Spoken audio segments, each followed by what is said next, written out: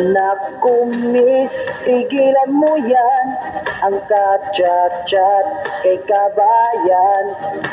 Pagkat ako'y may nalalaman, fake na yan. Si kabayan, tuwang-tuwa, nabudol ka't napaniwala. Hala sige, bahala ka, lagot ka sa asawa niya. Message ka ng message sa kanya, pagkat mahal mo siya.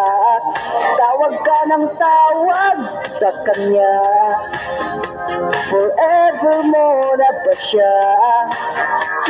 Chat ka ng chat, sa chatnik mong may tupak. Chat